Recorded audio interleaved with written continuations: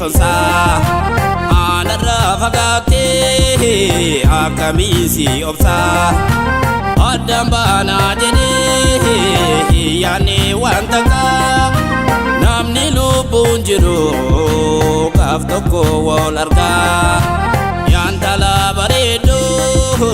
qal'oo mul'isonsa